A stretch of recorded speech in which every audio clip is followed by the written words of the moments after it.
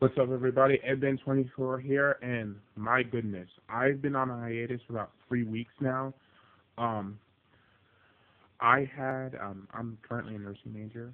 I had to take the TEAS exam. It's a required exam that you have to get into the building. I passed. I also have finals week in college, so I'm doing this quick video. Finals week for me actually ends next week, early next week, but during the holidays, I'll definitely be doing a lot of more videos. I've been behind. I'm behind in my Hungry Jerker videos. I'm behind on my Curibus videos. I haven't done a Halo live reaction, Halo 4 Until Dawn video in a while. My anime literal reviews, I'm behind on that too. So all of that I will most definitely try and catch up on. I want to try and do maybe upload maybe 2 videos that I'm behind on, particularly my anime reviews, my manga reviews anyway. So yeah, I'll definitely do that. But this video is a video that in all honesty, I've tried to do this video on 3 different occasions. Either the camera fails or I get interrupted for some reason, but I want to be able to do this video now. I recently picked up this is about 2 months ago now. This is kind of dated news, but I subscribed myself to a YouTuber named Aquancy100. He has some pretty good stuff, mainly relationship videos and advice videos of that nature, particularly. And my lighting's kind of bad, so let me try and fix it. Okay, I think that's a little better. But yeah, I recently came into, I actually found on his channel a little by accident, but I'm here to do my first Christian Talk video. I'll post this as a response to one of his videos, since he is the reason I was decided to do this video. So, I'll leave, I don't know which video I'll post as a response to, and I don't know if he'll watch this. If he does, Aquancy, if you do watch this, give me your thoughts on what this video is. Tell me if you liked it, if you didn't like it. And to my viewers, also tell me if you liked it or didn't like it. And this lighting is absolutely terrible. Let me try turning off the side light. That's actually worse. So, okay, I guess it's better still. Anyway, I apologize for the lighting. So, my Christian Talk video, marriage and relationships. There is something that people need to understand about the dating field and about marriage. I think the reason why people, I don't think it's necessarily they don't understand it, is just that it's become somewhat irrelevant in today's kind of modern society. Marriage as an institution, at least, I'm coming from a kind of more or less conservative religious standpoint, so if I have some conservative religious biases, I'm just going to be honest about them. I'm not going to lie about my own biases, but this is my perspective.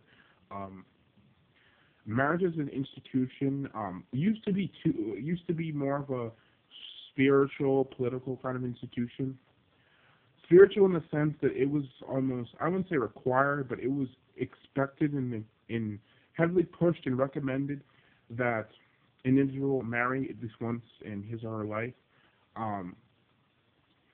And this is universal across many different religions, not just Christianity, but this is in Judaism, Islam, Hinduism, Buddhism, more or less all religious backgrounds universally push marriage, and they might not call it marriage, but it's usually some kind of a coming together for the family, or for the family unit. And marriage was also a political institution in the sense that it was a medium by which usually warring nations or warring cities or states would select two individuals, one male, one female. They would come together and sort of marry for the sake of peace. And how effective this was, you can argue it more or less both ways. But since we're not all dead and the human race isn't extinct, I think it's had maybe some success. I could say more success than failures. But marriage in its contemporary notion, I don't want to say that it wasn't this before, but the fact that this is like the primary kind of focus is why marriage as an institution, at least in contemporary emotions, I would advise people against getting married in this contemporary kind of definition. Marriage is now an economic system.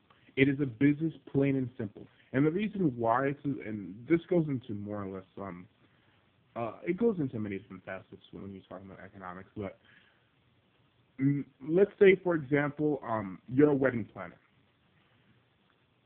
I don't want to even. I want to say, let's say, like maybe like 40 years ago, you were likely to marry off two individuals or one individual only once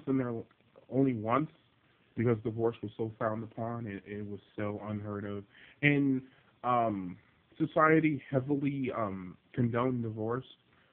It was something that was it was sort of a last resort kind of thing and very rarely done. And it was actually almost illegal in some states and almost impossible to do. So, contemporarily, that's no longer the case. The reason why, I don't know why this is the case, and people say it's feminism, but I don't think it's really feminism, more as it's society's own neglect.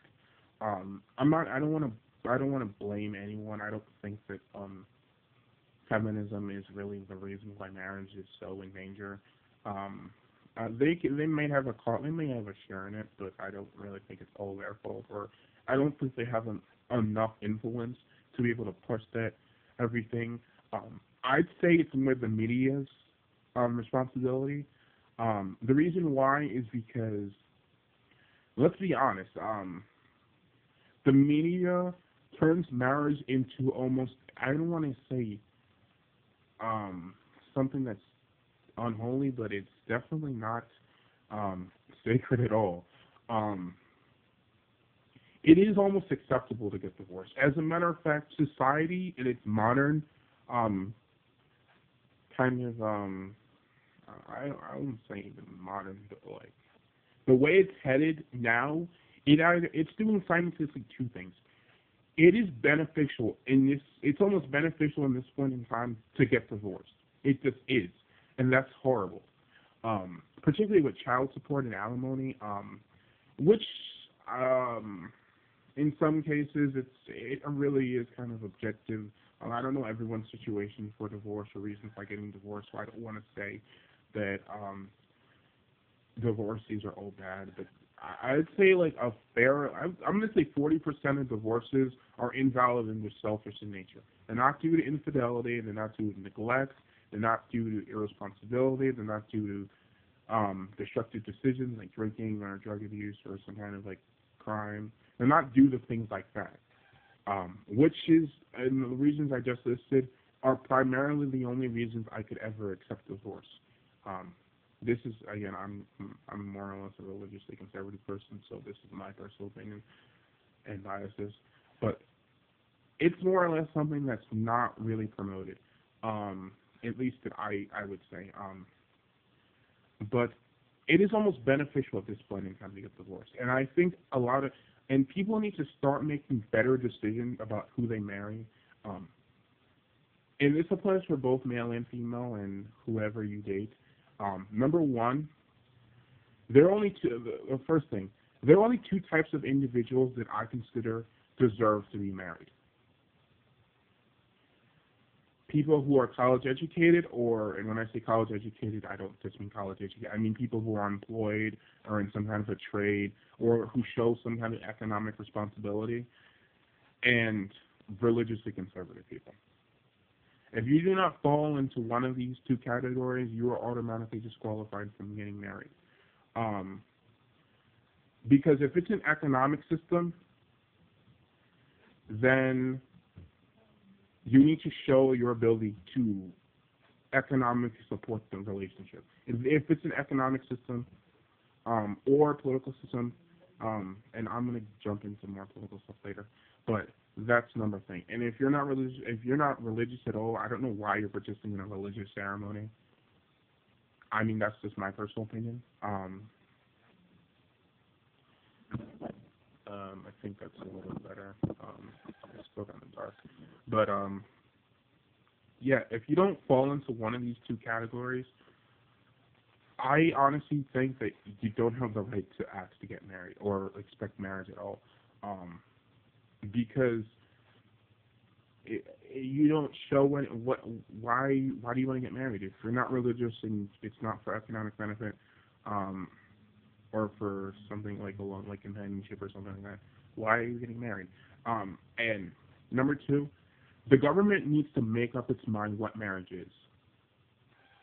If marriage is it's a social institution by the government, then then it's gonna be like you have to promote it like it's a partnership. If I sign a contract with a phone company for cell phone service, and for some reason I'm disqualified with their service, and I don't owe them any money, I just say I just want to disconnect my service starting today, and my cell phone gets disconnected, and I pay all my fees and dues and termination fees. They don't have the right to charge me for service again.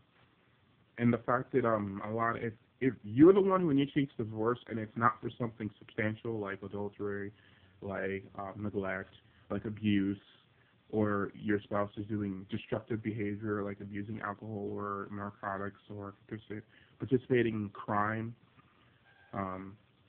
then you're divorcing for selfish reasons. You don't have the right to expect sympathy or some kind of a consolation prize for your selfishness. That's my personal opinion, and I think a lot of people, men and female, will agree with me on this. And number two,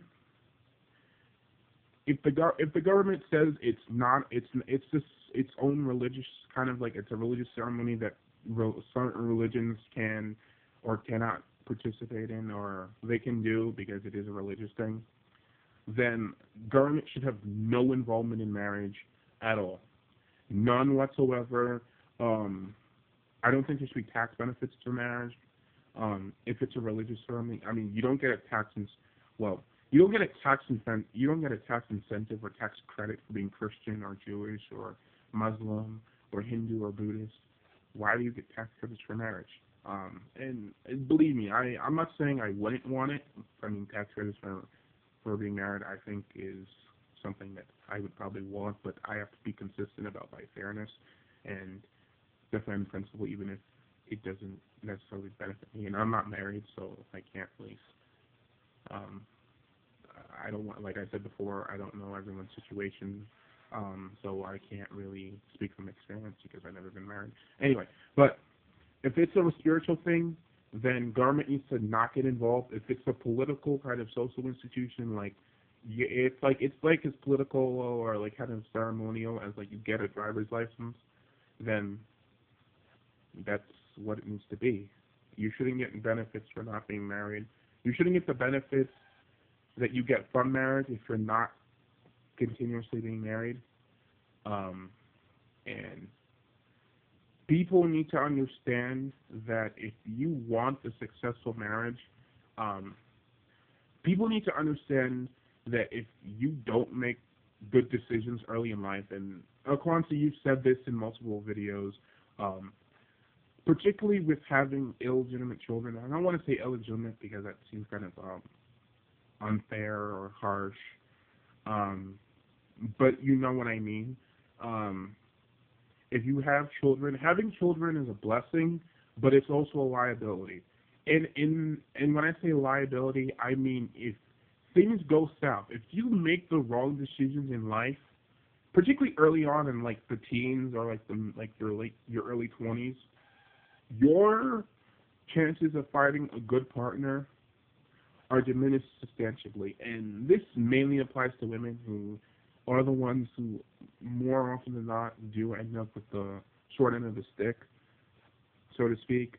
They're usually the ones who have more to lose in a pregnancy, not only in this the ability of other men wanting to be having relationships with them. They have the risk of health, the weight that comes with pregnancy, the morning sickness and suffering, the chances of dying in childbirth. Also, the medical bills usually fall on the woman's head, and usually it's her insurance or usually her partner's insurance that covers it. But she's the one who takes the risk. She's the one like taking like the morning sickness medicine. That's her. That's on her head. A man usually has really nothing. I wouldn't say he has nothing to lose when a child is born, but if you really think about it, women lose a lot more than men do. I mean, what, you just pay off child support and you can do whatever you want after that. But the mother's the one going to be raising the kids. The mother's going to be the one after discipline them. That's the nature of that's just the nature of the beast. You know, in all honesty. So women need to start making better choices, and I really do think that every school in America should have, I want to say a class, but I'd say at least a unit or some kind of a section where you're literally taught how to look for good men. This is something a lot of women need to understand. Women need to be taught how to look for men. This is something that I don't think it comes naturally to them, or if it does, they just blatantly ignore it. But women need to be taught how to look for good quality men, men who are either trying to pursue some kind of an education, like secondary education, like college or university of some kind. Guys who are learning some kind of a trade, maybe like electrician or plumbing or carpenter or blacksmith or whatever, or men who are in the service. Usually if you're doing one of these three things, you're usually not ignorant. I don't know how to say it, but yeah. And ladies, and this is going, and I'm assuming some ladies might see this video, but ladies, in my advice, do not date in high school. The guys you meet in high school, I don't want to say they're bad, but it is in high school where a lot of ladies, a lot of young girls, make the mistake that ruins their future. Like there is like this whole concept of the bad boy thing, is absolutely ridiculous. And if you hear that buzzing noise, it's my dad that's doing his hair. I don't know if you can hear it because I can hear it from here. So I apologize, but women need to understand that this whole bad boy thing is absolutely it's unrealistic, and it's uncorrect.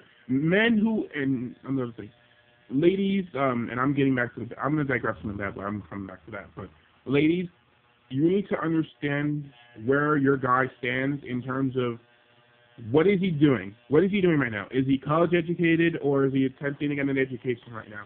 Does he have a trade, or is he trying to learn a trade of some kind? Has he enlisted, or is he in the military already, or what is he doing? If he's not doing anything, if he's not employed, if he's not pursuing some kind of an education to better himself, or he's not in the military at all, then why are you associating yourself with illegitimate, unqualified people? Why are you doing this? This is something I don't understand.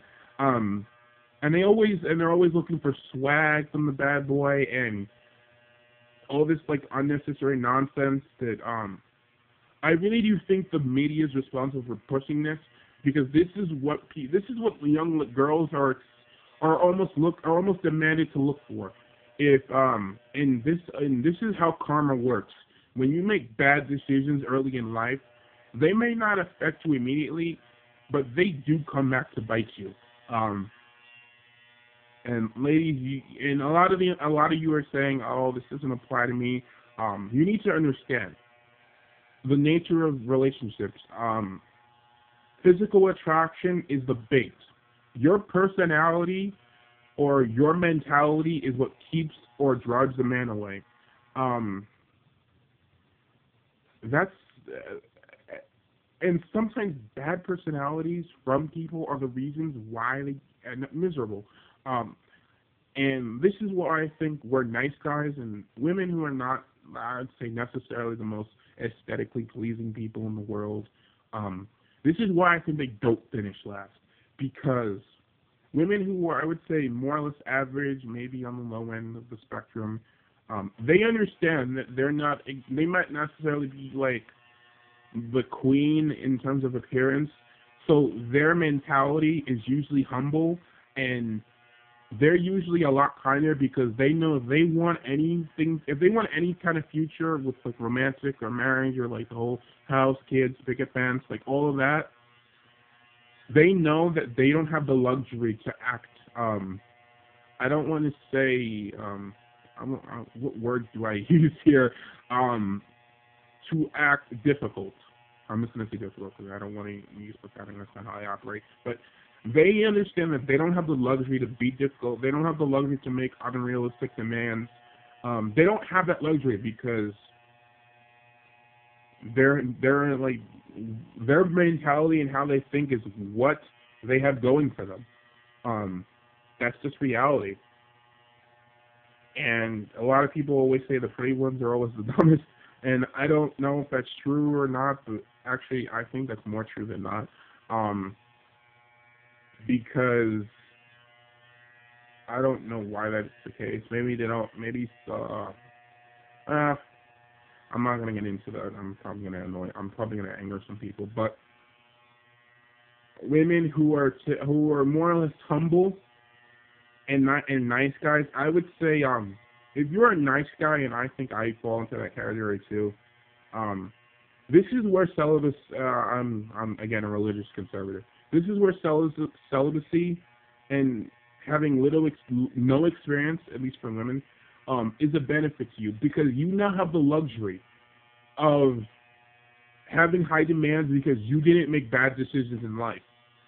You studied hard, you were in school, you didn't make bad decisions, and now you have the luxury. This video is kind of drawn out, and I don't know how much time the camera is going to cut me off, but that's my 2 cents on it. So synopsis: I'd say the way to solve the marriage issue and relationships is to, one, for ladies and men, don't date. I'm sorry. The clipper from the razor my father was using to cut his hair just turned off, and it's annoying. But yeah, number 1, don't date single mothers or single parents. And if you're going to do that, you need to understand where the other guy is. If the answer isn't dead or in jail with a life sentence with no possibility of parole, do not associate with yourself because that is a liability, and you're not obligated to take care of anyone else's responsibilities. So don't think single mothers, don't think single parents unless they show qualifications of being good parents, and you can tell who this applies to. And 90% of the time, single mothers are usually not qualified. Number 2, abstain from bad decisions and don't think single mothers. 3, make sure to have some kind of qualifications of some kind, whether it be a formal education, a trade, maybe some military history, a pension, or something like that. Show that you have the responsibilities to be able to take care of what you intend to do. And the responsibilities of the person you're going to take care of. Okay, I'm going to end it here. This has been EdBen24 signing off. See ya.